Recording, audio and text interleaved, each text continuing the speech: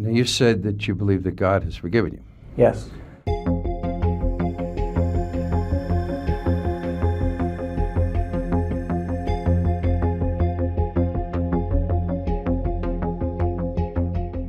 Do you still keep in touch with your dad? Yes. Without getting too personal, how's he doing? He's doing fine. But he asked me not to talk about it. I understand. That's what I said. Safeguard his privacy and privacy of his family. Okay.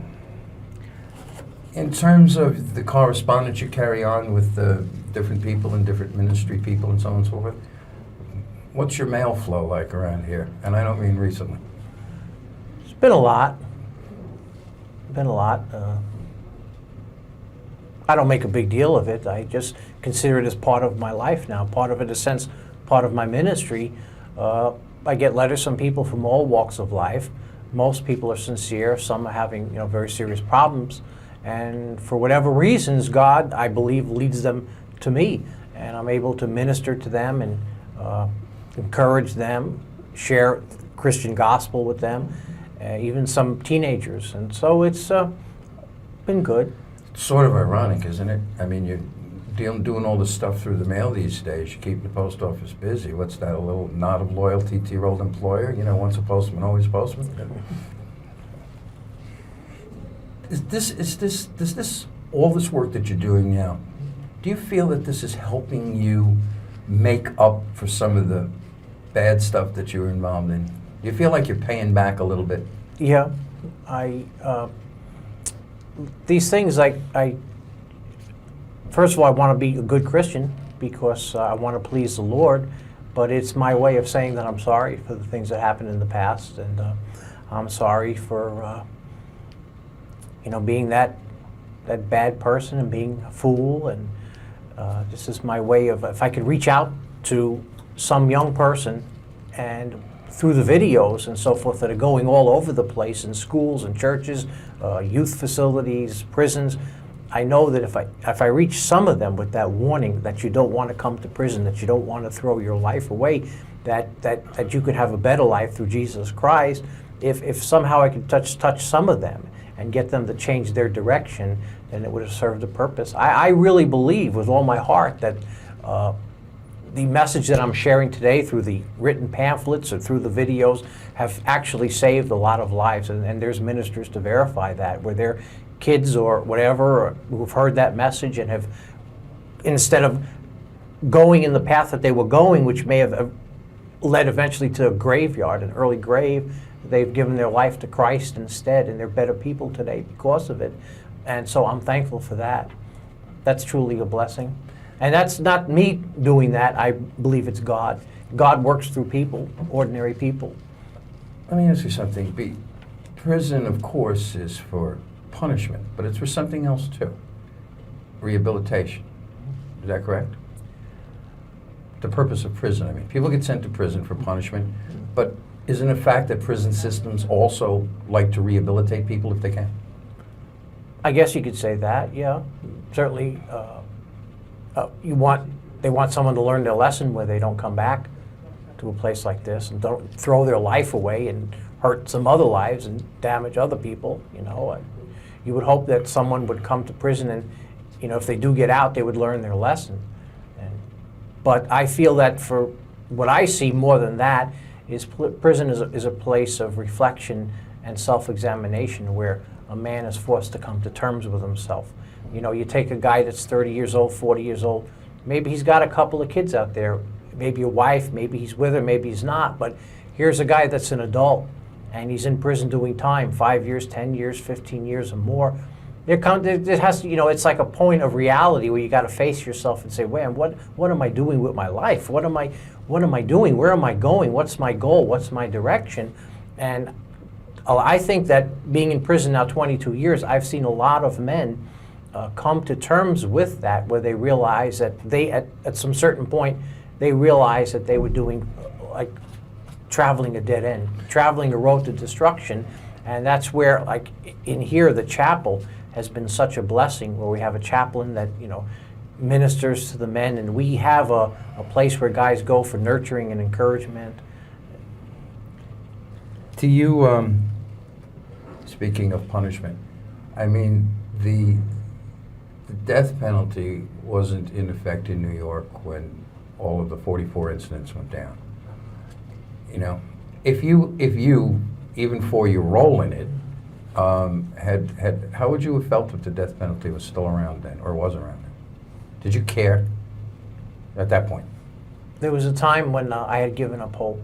I feel so far under satanic power and satanic control that I didn't care. I was more like a robot than a person. There was a time in my life when I feel that I was just utterly under a powerful influence that was destructive, and I didn't care if it was a point where I didn't care if I lived or died. How did these people get such control over you? It was a process. It took time. It was like little by little. I mean, I'm telling you, I didn't know it was going to come this way. I mean, when I got out of the service, I wanted to make a life for myself. My dad was moving to Florida. Most of my friends had, I guess, all gone or all changed directions in their life, and I just wanted to make a life for myself. I got an apartment. I had saved up, and when I was in the service, enough money to buy a used car, to rent an apartment. I got a job as a security guard. I enrolled in Bronx Community College. I wanted to have a future, you know, and I don't know, everything got turned upside down. I had good goals, and I just fell into under some kind of powerful influence. I mean, No. You were a middle-class guy. Yeah. Middle class. Family's middle class, you were middle class. Now, based on what I understand, there were some people involved in this circle, if you will. There were some money people. Yeah. There were some influential people, high rollers. So you saw some of the high life, so to speak, right? I mean, do you think that had some of it too? You say, wow, these rich people are out doing this, so it can't be all that bad? I don't know. I just kind of fell into the flow of things, and I never really looked at it or analyzed that of their lifestyle. Yeah, but you Just would. accepted it. I Is mean, it I didn't really want that. See, to me, I was always content money or that kind of thing never really impressed me. I was just content to maybe have a job, raise a family, live in the suburbs one day. That was my goals in life. Wasn't to be a millionaire or ride around in a big car. And those material things just never really impressed me. There were people that had that, and you know, I just didn't think one way or the other. Okay, that's what I was getting at, because if I recall correctly, you were at parties in the Hamptons and in Greenwich, Yeah. Connecticut, and some big places in Manhattan and Westchester County, and you saw some of these people with Yeah. some bucks. I mean, I was trying to find out if that was part of the thing that helped entice you into this, saying, wow, these people are into this, and look at all they got. No, I was just mainly a tag-along guy, and just didn't really get impressed with that. All right. This is a very valid issue. This we've talked about in the past, and this is that there was a great deal made of the fact that in around Mother's Day of 1975, you finally found your natural mother. Yes. And there was one psychiatrist in particular who would later say that this is what put Berkowitz over the edge. He was so filled with rage because he had met his natural mother and she was a disappointment, et cetera, et cetera. Would you respond to that? Yeah, I did find my natural mother. It was something that I just had in my heart to do. I had come across some literature from the Adoptees' Liberty movement, and this was back in early 75 or somewhere around 74. And I just suddenly had this urge to go see if I can possibly find my natural parents, because I was always curious. It was always like a driving thing. And to make a long story short, I did meet, as you said, it was in 75. I even lost track of the time. I did meet my natural mother, and she turned out to be a very nice person. And we got along really good, typical Jewish mother. And I found out I had a half-sister, and we really kind of hit it off pretty good. I started to go over to their house all the time. I was out in where my sister lived in Queens. She's long since moved away. My mom lived out in Brooklyn just briefly, and then moved to Long Island, to Long Beach. And I was over at her house a number of times. We had a fine relationship, and she used to cook meals, and it was totally false that I had any rage or animosity towards her.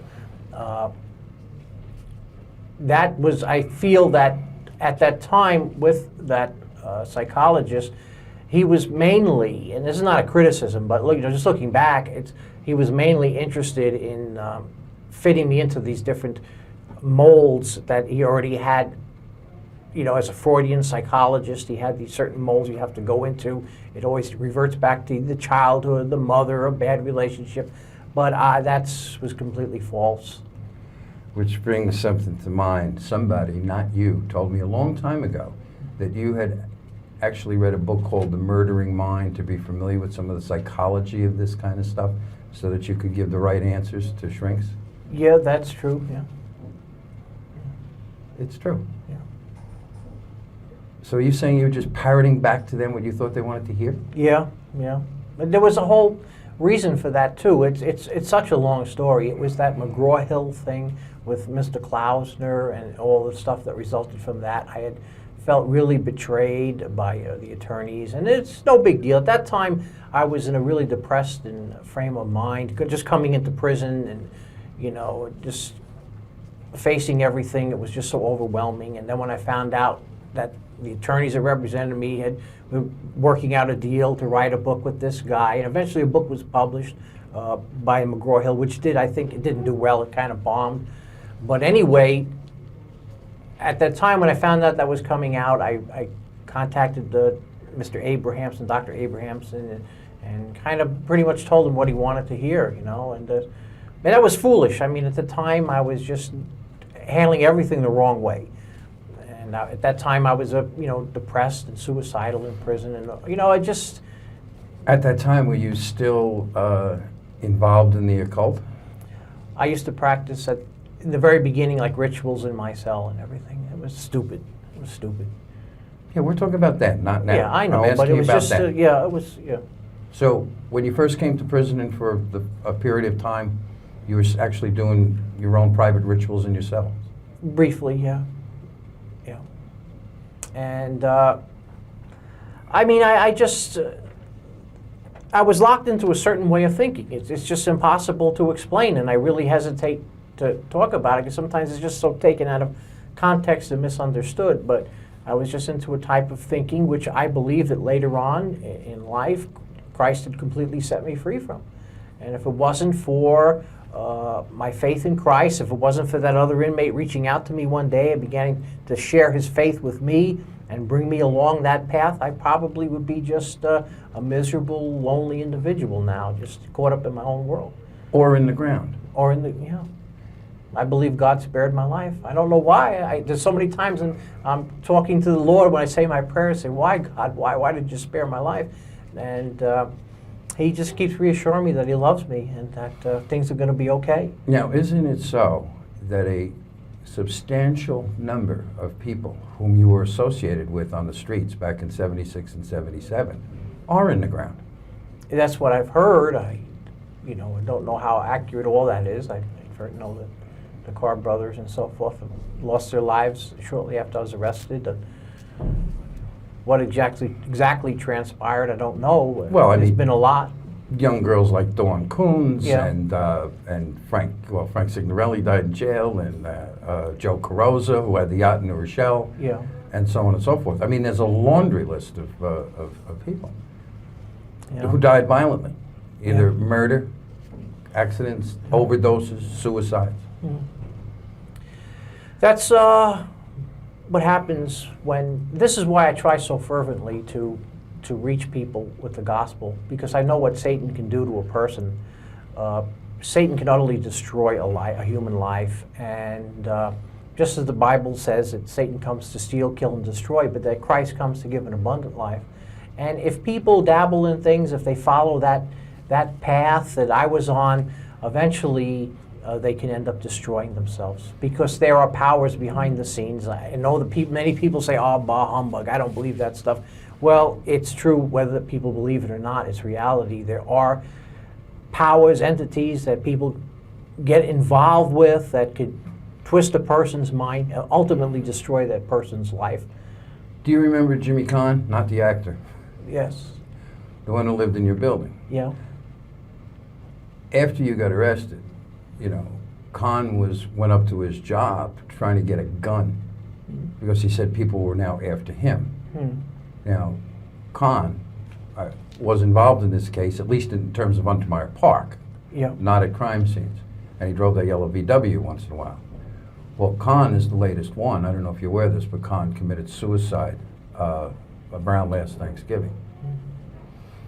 So, for the record, it's up to, that we know of, about 21 people who were associates of yours in one way or another on the wrong side of this case have died since your arrest. And only one of them, whose name we know, Mr. D, died of natural causes, and he was elderly. All the others were young and unnatural causes. Does that say anything to you about all this? Yeah. That the devil means business. It doesn't play. That's what I've been sharing in my testimony time and time again, that the devil does not play. And person follows him or serves him, they're throwing their life away. They don't know what they're getting into. What could start out as dabbling could ultimately lead to total possession. I've seen it in the past. I know what happened to me. And I hesitate to share these things in the public because it just sounds so unbelievable. People really can't accept that. They don't really understand, or my words get twisted. It's been a real uphill battle to even share. But mainly today, I just see that my calling in life, what I feel is my calling, is to share the good news of Jesus Christ and to reach as many with that message of hope as possible. I mean, even in other countries today, you know, the videos are going into the Philippines, into Russia. They're translated in different languages, Romania. And I mean, I have to look at that and say, well, I can't do anything about the past. I made wrong choices. I did foolish things. I threw my life away. I hurt other people and destroyed their lives, and I'm sorry for that. I can't change the past anymore. If I only knew what I was getting into at the beginning, as I said, I would have just ran away. But rejoin the army. Yeah. That would have, even to that. As I said, when I left the service, I was all ready to begin a new life. I had bought an expensive stereo system, a Sansui stereo system overseas, where the rates were cheap. I had it shipped to the United States. I got my own apartment, my own car. I saved up money when I was in the service. I enrolled in the Bronx Community College. I got a part-time job. I was going to school under the GI Bill. I thought I had a future, you know, and then everything just flipped around. I didn't think I'd ever end up in a place like this. Oh, it's the Catskills. What are the Jewish comedians coming together? Why do you think? Go ahead, Lisa. In terms of, you know, you said you had a dream, you know, to have the typical, you know, somebody growing up in the 50s, the wife, the kids, the suburbs. I was wondering if more could ask you, have you had any kind of a romantic relationship with anyone, maybe somebody whose heart was drawn to you and they began writing to you? I know that happens. That's an interesting human interest kind of question. Mm-hmm. Some of, let's say, female friends over the years, without names, just in general, who you've corresponded with, you know, just, you've developed some female friends, is that correct? Well, I wouldn't say like that, like really romantic. I do have, but this is off the record, I think. I do have, because I want to protect the privacy. I learned to, this is my life. This is going to be the rest of my life. But it's hard to describe it. It doesn't bother me anymore because God has given me peace about it, and I can accept, you know, this is kind of where I am, where I'll be. People get married even with life, even with six consecutive life. Yeah, they do. Eric Menendez got married behind bars. So no marriage plans at all. No marriage plans. At least not at the moment. No. You know, if I can, let me see if I can get this idea right that Lisa talked about before. It's the idea that there are as many, the authorities say that there are as many as perhaps 50 serial killers going around America at one time. And I mean, from the point of view of somebody who had been involved in something like that, granted not by yourself, I mean, is there something that the authority should do or people should be on the lookout for as a way to help identify this kind of thing? You know, I'm not really an expert on that.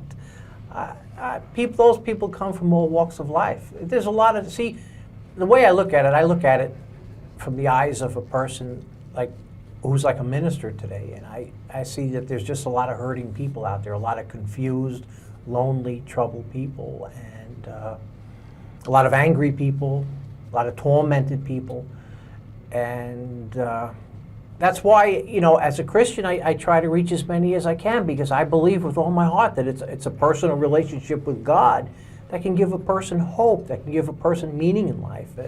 I don't know what causes that kind of behavior. I really don't know it, understand it at all. So you're not auditioning for the job as host of America's Most Wanted? I think. No. No, but I mean, it's more the concept in terms of how should a person know if there's someone who needs help so badly, who's so troubled that they're going to cross that line and commit murder? Yeah.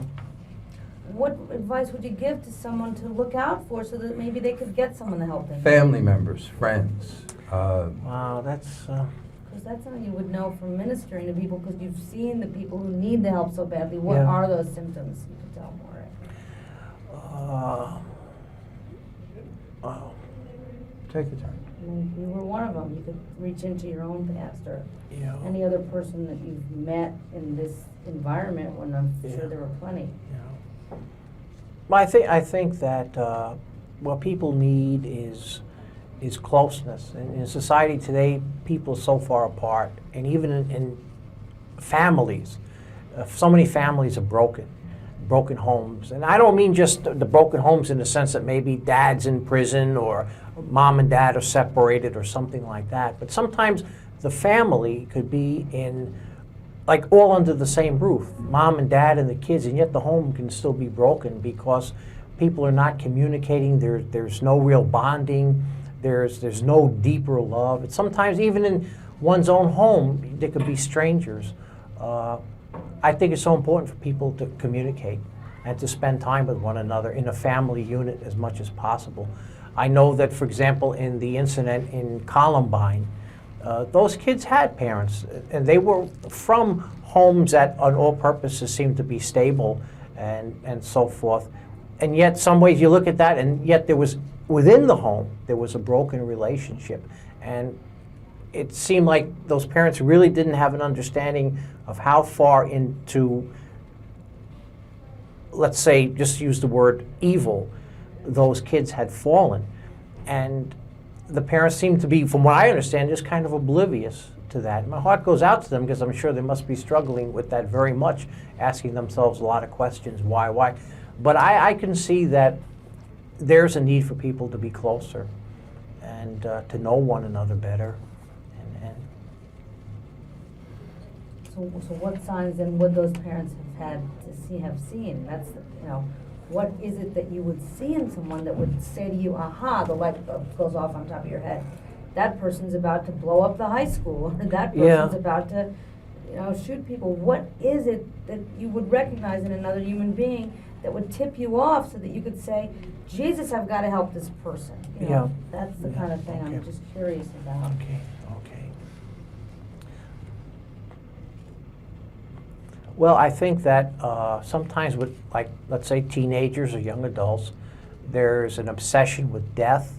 There's a sense of loneliness, a sense of hopelessness, a sense of despair. I think that a person that's going through some kind of self-destructive or destructive thoughts kind of isolates themselves from others. And if a person's in a home with somebody, they see them becoming detached, remote, aloof, there's maybe a time to just kind of reach out there. It's like, hey, what's going on with your life? I see you're struggling with something. What's on your mind? Let's share. Let's open up a little bit. A lot of times, people just need someone to really talk to, someone to spend time with them, a friend or a family member that's going to stick close with them. And when these things are not there, people it's so easy to get into their own frame of mind, and their world becomes real small. and they don't see the whole picture. They begin to just dwell on their own problems, their own anger, their own frustrations in life, and those things begin to percolate inside of a person, build up, and next thing you know, you have some kind of rage, anger, something like that. I see that people need to know that there's a God, that cares about them, that there's a God that has a place in life for them.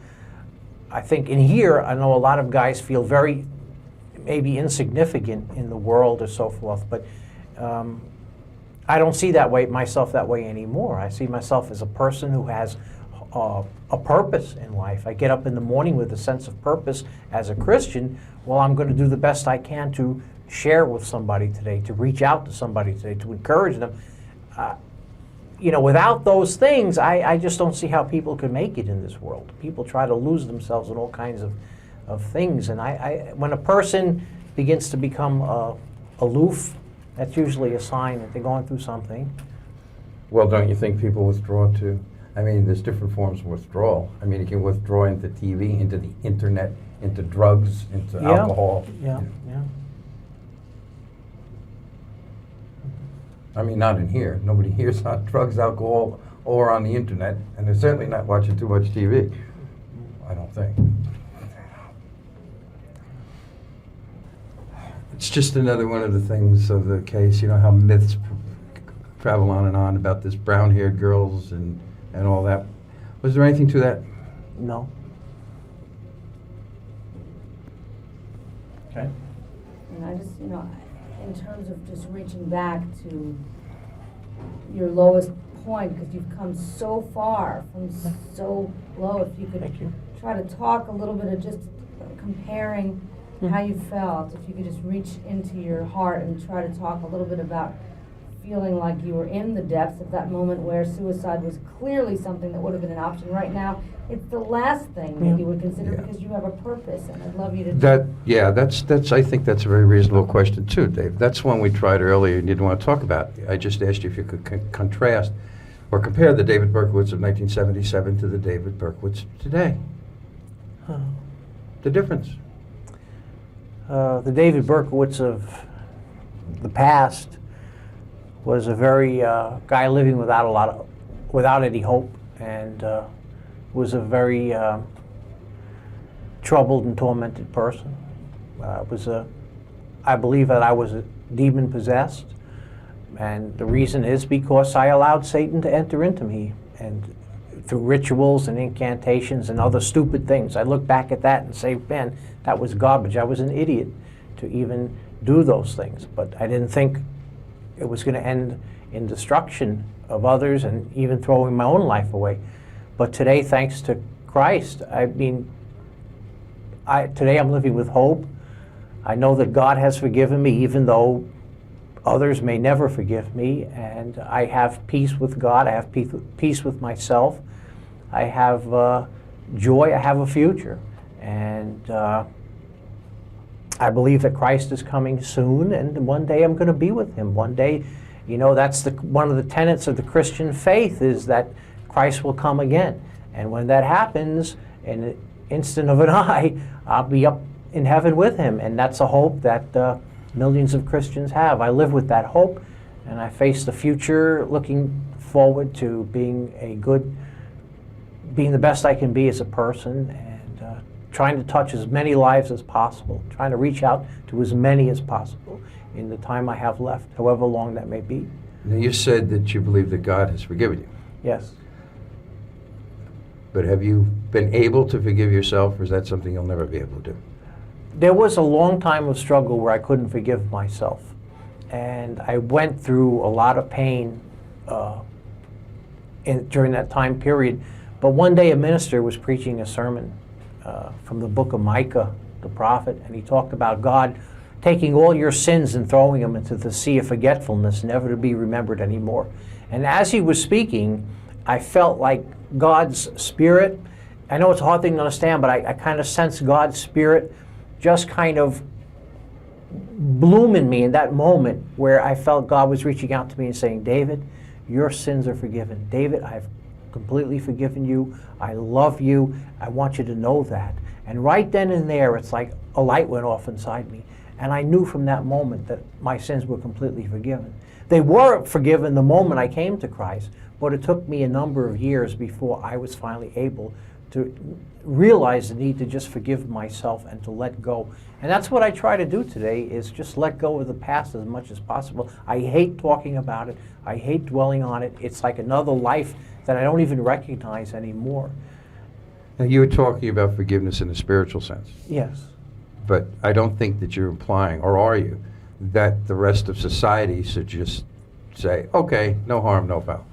No, not at all. I mean, I committed serious crimes.